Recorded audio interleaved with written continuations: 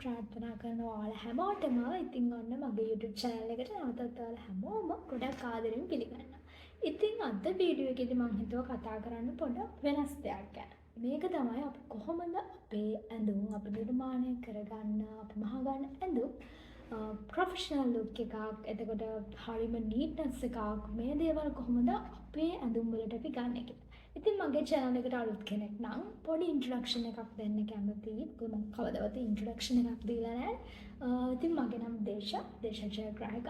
මේ YouTube channel එකෙන් ඔයාලට බලන්න පුළුවන් ගොඩක්ම fashion design related, මැහුම් related, ඒ වගේම තමයි අපි bridal sarees ගැන කතා කරනවා. ඒ වගේ videos තමයි මගේ channel එකේ අපි කතා කරන්නේ.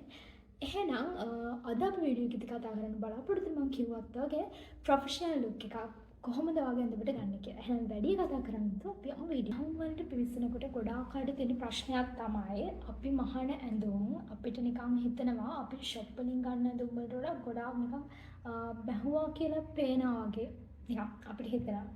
මටත් ඒ ප්‍රශ්න වලදී තිබුණා. ඒකයි මම හිතුවේ මේ වීඩියෝ එකෙන් පොඩි ටිප්ස් ටිකක් කියන්න කොහොමද අපි මේ ෂොප් වලින් පර්චේස් කරන ඇඳුම් වගේම අපි මහන ඇඳුම් වල ප්‍රොෆෙෂනල් ලුක් එක එතකොට කොහොමද ඒ නීට්නස් එක ඒ විදිහට තියාගන්නේ කියලා. මේ පොඩි ටිප්ස් ටිකක් හැබැයි මේ ටිප්ස් ටික ගොඩාක් වැදගත්. හරිම පොඩි දේවල් වෙන්නදී මම මේ කතා කරන්නේ. උනට ගොඩක් මේ ගැන කතා වෙන්නෙත් නෑ. ඒක නිසා මම හිතුවා මේ ගැන වීඩියෝ එකක් කරන්න ඕනේ කියලා. හරි. එහෙනම් අපි යමු මොනවාද මේ ටිප්ස් කියලා බලන්න.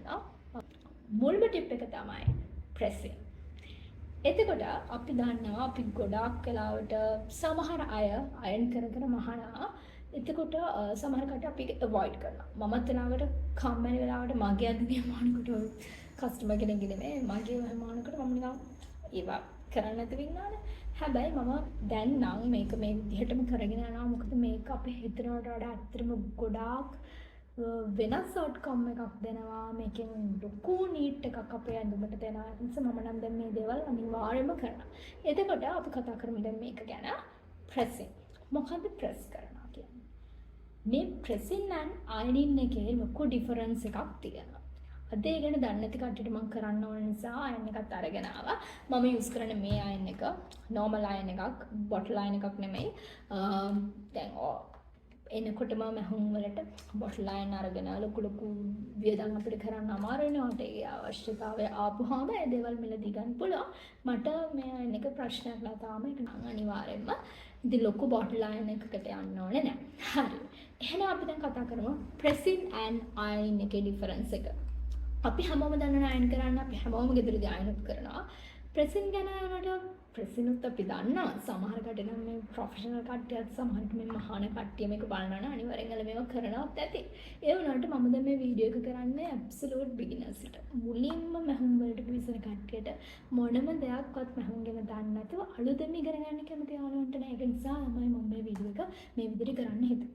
එතකොට අපි අයන් කරන්නේ කොහොමද? මම අයන් කරන්නේ මෙන්න මෙහෙම. ඕන කෙනෙක් මෙහෙම නෑනේ. කේක් අතට. එතකොට අපි ප්‍රෙස් කරනවා කියලා කියන්නේ මොකද? ප්‍රෙස් කරනවා කියලා කියන්නේ අපි සිංහලෙන් ගත්තාම නිකම් මොකක් හරි එකක් ප්‍රෙස් කරනවා කියලා අපි කියන්නේ තද කරනවා එහෙම නැත්නම් ඔබනවා ඒ වගේ අර්ථයක් නේ තියෙන්නේ. එතකොට අපි අපේ ඇඳුම අපි මහා ඉන්න ගාමන්ට් එක කොහොමද ප්‍රෙස් කරගන්නේ? අපි චුට්ටක් බලමු මේ ගැන. දැන් මම මේ ඩෙමොන්ස්ට්‍රේෂන් එකට ඕන නිසා මේ වගේ එකක් අරන් ආවා. එතකොට දැන් මේකේ මේ සීම්ස් තියෙනවා. ඔයාලට පේනවා ඇති. මේක කොහොමද අපි ප්‍රෙස් කරගන්නේ? මේ පැත්තෙන් කපුකෝ. දැන් මේක වෙල් බොන්ඩ් වල දැන් මේ ලයිනින් එකක් ඇත්තටම අපි ප්‍රෙස් කරනවා කියලා කියන්නේ පිටිපස්සේ මේ සීම් එක හරි විදිහට තියාගෙන දැන් මේ වගේ එකක් නම් අපි දෙපැත්තට තියාගෙන මේ විදිහට ඒ විදිහට එන්න මේ පැත්තෙන් අපි මෙන්න මෙහෙම අයන් කරනවා තමයි. මෙහෙම අයන් කරනවා නෑ. ප්‍රෙස් කරනවා කියලා කියන්නේ අපි මේක මෙහෙම පොඩ්ඩක් මෙහෙම කරාට ප්‍රශ්නයක් නෑ. අර කර්ම ඩිරෙක්ෂන් එකට අපි මෙහෙම තද කරා. මහුව ගමන් ප්‍රෙස් කර තමයි ඉතිරි පියවරට යන්නේ. ඒ කියන්නේ අපි සයිඩ්ස් ගහුවා නම් සයිඩ්ස් එකේ තියෙනත් ඒක ප්‍රෙස් කරගන්නවා. ඊළඟට ඉතිරි කොටසට ඊළඟ පියවරට යන්නේ. එහෙම නැත්නම් ඔක්කොම මහල ඉවර වෙලා අයන් කරනවා කියලා ප්‍රෙස් කරනවා කියලා හිතාගෙන කරන්න එපා. මේක අපි මහන ගමන්ම කරගෙන යන්න ඕන දෙයක්.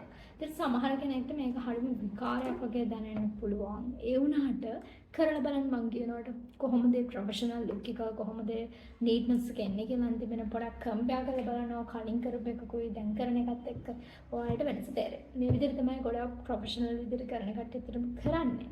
ඉතින් හරි.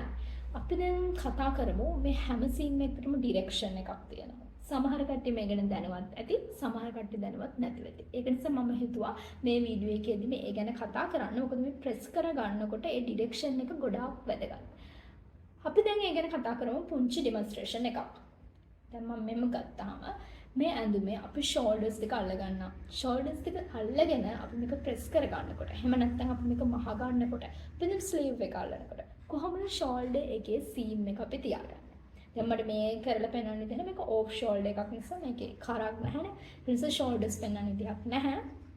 අපි ෂෝල්ඩර්ස් දෙක මහල ඉවර වුණාම තියෙන කොටස අපි නමන්නේ, එහෙම නැත්නම් අපි හරවන්නේ, ප්‍රෙස් කරගන්නේ බෑක් එක පැත්තට. ඒ කියන්නේ අපේ ඇඳුමේ පිටිපස පැත්තට තමයි අපි ඒවා තියාගන්නේ. ඒක ස්ලීව් වලනකොටත් එහෙමයි. ඒක පිටිපස පැත්තට තමයි මහල ඉතුරු වෙන සීම් අලවන්ස් එක ඉතුරු ටික අපි නමා ගන්න. ප්‍රෙස් කර ගන්නකොට එතකොට අපි ෂෝල්ඩර්ස් ගාගත්තාම පිටිපස්සට කරන්න ඕනේ. එතකොට සයිඩ් සීම්ස් අපි ඒත් බෑක් එකට. සයිඩ් සීම්ස් අපි හරවගන්නේ, අපි දෙපැත්තෙන් ගන්න වැහුම් දෙක හරවගන්නේ පිටිපස්සට. ඉස්සරහට නෙමෙයි, මහනකොට අපි මේ කරන චුටි චුටි මිස්ටේක්ස්.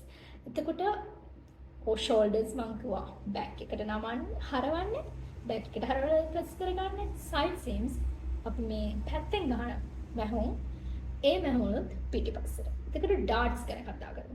ඉදිරියට ඩාට්ස් අපි ගොඩක් වෙලාවට කරනවා. ඒක ඇඳුමේ විදිහට සමහර කට්ටිය කරනවා ඩාට්ස් දෙක මැද පැත්තට ගෙන. මැදට එන්න විදිහට මේ පැත්ත ඩාට් එක මේ පැත්තට, මේ පැත්ත ඩාට් එක මේ පැත්තට. දෙකම මැද පැත්තට වෙන්න. එහෙම නැත්නම් මම නම් ගොඩක් වෙලාවට කරන්නේ මේ පැත්තේ ඩාට් එක බෑක් එක පැත්තට, මේ පැත්තේ ඩාට් එක අනිත් පැත්තට. එතකොට ඩාට්ස් දෙක දෙපැත්තට එන විදිහට තමයි මහගන්නේ. එතකොට ඔන්න ඔය වගේ දේවල් මේ ඩිරෙක්ෂන් එක ගොඩාක් වැදගත් අපේ ඇඳුමේ නීට් එක එන්න. මොකද එක පැත්තක් දැන් හිතන්නකෝ මේ ෂෝල්ඩර් එක මේ පැත්තට මහලා, මේ ෂෝල්ඩර් එක ඉස්සරහ පැත්තට මහලා, මේ ඩාට් එක මේ පැත්තේ, අනිත් ඩාට් එක මේ පැත්තේ. මේ විදිහට අපි ලෙවල් විදිහට කරාමත් කොහොමත් ආගේ ප්‍රොෆෙෂනල් ලුක් එක නැති වෙනවා ඔයාලා මහන ඇඳුමේ. ඒකට ඔයාලා ප්‍රෙස් කර ගන්නකොට ඇඳුමේ සීම්ස් වල ඩිරෙක්ෂන් එකත් හොඳට බලන්න. ඒක තමයි ගොඩක් තවත් වැදගත් කාරණා. ඊළඟට ටූල්ස් ගැන කතා කරනකොට මම මේක මේ වීඩියෝ එකේදී ලොකුට කතා කරන්න. මොකද මම හිතාගෙන ඉන්නවා පොඩි ටියුටෝරියල් එකක් කරලා මේ ටූල්ස් දෙක ගැන කතා කරන්න. මේ වීඩියෝ එකේදී මම ඒ ගැන කතා කරන්නම්. ස්ලීව් රෝල් එකයි ටෙලර්ස් හැම් එකයි. මෙතන යූස් කරගන්න අපි ස්ලීව් එකක් අයන් කරගන්නකොට ප්‍රෙස් කරගන්නකොට ස්ලීව් එකක් ප්‍රෙස් කරගන්නකොට ඒ වගේම තමයි හෙම්ස් අනම්මනං, එතකොට රවුන්ඩ් කර්වි නෙක් ලයින්ස් අයන් කරගන්නකොට ප්‍රෙස් කරගන්නකොට අපි මේ නිකන් මේ විදිහට තියලා කරන්න බෑ. ඒවා කර්ව් ෂේප්ස් ඒවා කර්වි විදිහට එන්න ප්‍රෙස් කරගන්න ඕනේ. එතකොට ඒ වගේ දේවල් වලට පාවිච්චි කරන ටූල්ස් තමයි මේ දෙක. ඒ ගැන ටියුටෝරියල් එකකින් කරන්න කොහොමද අපි මේවා හදාගන්නේ කියලා පෙන්නන ගමන්. ඊළඟට දෙයක් තමයි ඔයාලා අයන් කරනකොට එහෙම නැත්නම් ප්‍රෙස් කරනකොට සැලකිලිමත් වෙන්න ඕන කාරණාවක් තමයි ඔයාලගේ අයන් එකේ ටෙම්පරේචර්. කොහොමත් ගොඩක්ම අඩුවෙන් තමයි අපි මේක පටන් ගන්න ඕනේ. අඩු ටෙම්පරේචර් එකට දාලා අයන් කරන්න පටන් ගන්න. මොකද හැමෝටම මැටීරියල්ස් ගැන හැමෝටම ෆැබ්‍රික් ගැන ලොකු අයිඩියා එකක් නැහැ. සමහර සින්තටික් ෆැබ්‍රික් තියෙනවා ලොකු ටෙම්පරේචර් එකට දාපුවම මේක අයන් එකට අල්ලනවා. එහෙම නැත්නම් සමහර ඒවා තියෙනවා පිච්චිලා යනවා. එක එක ෆැබ්‍රික් හැදිලා තියෙන මැටීරියල්ස් හැදිලා තියෙන දේවල් ගැන හැමෝටම අයිඩියා එකක් නැහැනේ. මමත් අලුත් ෆැබ්‍රික් එකක් දැක්කම සමහර වෙලාවට හිතා ගන්න බෑනේ. එතකොට ඔයාලට ගන්න තියෙනවා මේක ප්‍රෙසින් ක්ලොත් එක කියලා කියනවා. මොකක් හරි ඒ වගේ මැටීරියල් එකක් අපි ගමු net organza වගේ ෆැබ්‍රික් එකක් අයන් කරගන්න උනොත් ඒ වගේ වෙලාවට මේ ප්‍රෙසින් ක්ලොත් එක ඒක අයන් එක උඩින් ඔයාගේ ඇඳුම තියලා ඒක උඩින් ප්‍රෙසින් ක්ලොත් එක තියලා ඒක උඩින් තමයි ඔයාලට අයන් කරගන්න තියෙන්නේ. එහෙම නැත්නම් ප්‍රෙස් කරන්න තියෙන්නේ. මොකද එතකොට ඔයාගේ ඇත්ත ඇඳුමට කියන්නේ මහා ඉන්න ඇඳුමට කිසිම ඩැමේජ් එකක් වෙන්නේ නැහැ. උඩින් අර ක්ලොත් එක තියෙන නිසා. ඒ වගේ දෙයක් පර්චේස් කරලා ඔයාලට ඒ වගේ වැරදි මග හරව ගන්නත් පුළුවන්. ඉතින් අද වීඩියෝ එකේදී අපි කතා කරේ ඔක්කොම කොහොමද ප්‍රොෆෙෂනල් නීට් ලුක් එකක් ඔයගේ ඇඳුමට මහල ඇඳුම් වලට ගන්න කියලා. ඉතින් මේ දේවල් ගැන අත්‍තරම ගොඩාක් සැලකිලිමත් වෙන්න. ඒ වගේම තමයි අනිවාර්යෙන් ඇඳුමක් මහල ඉවර වෙලා ඔය කට්ටිය මේ වගේ තියෙන නූල් හැම එකක්ම බලලා කපන්න. මහගෙන යනකොට නූල් එන්න පුළුවන්. කොහොමත් වෙනවනේ ඕවලොග් ගහපු ඒවයි නූල් එල්ලෙනවා. හැම දෙයක්ම කාලය අරගෙන කම්මැලි වෙන්නේ. එතකොට කපලා හොඳට ඇතුලෙන් බලලා නීට්නස් එක හොඳට බලලා ෂිපර්ස් ගැන බලලා මේ හැම එකක්ම බලන්න ඕනේ. ඒක අමතර දෙයක්. ඇත්තටම විශේෂම මට කියන්න ඕනේ මේ ප්‍රෙසින් and අයනින් එකේ ඩිෆරන්ස් එකයි. ඒ දෙකේ තියෙන වෙනස සහ මේ සීම්ස් වල ඩිරෙක්ෂන් එකට ඔයාලා මේක කරගන්න ඕනේ කියන එක සහ මේ ඩිරෙක්ෂන්ස් කියලා දෙන්න ඕනේ වුණා. මොකද ගොඩක් කට්ටිය ලොකුවට කතා කරන්නේ නැති ටොපික් එක නිසා මේක. ඉතින් මම හිතනවා ඔයාලා අලුත් දෙයක් ඉගෙන ගන්න ඇති කියලා. තාමත් මගේ channel එක subscribe කරලා නැත්නම් ඉක්මනට subscribe කරන්න. එතකොට bell icon එක click කරන්න මම වීඩියෝ එකක් දාපු ගමන් ඔයාලට ඉතින් නැවතත් මේ වගේ අලුත් දෙයක් අරගෙන එනකන් ගිහිල්ලා එන්න මම හැමෝටම සුබ දවසක්.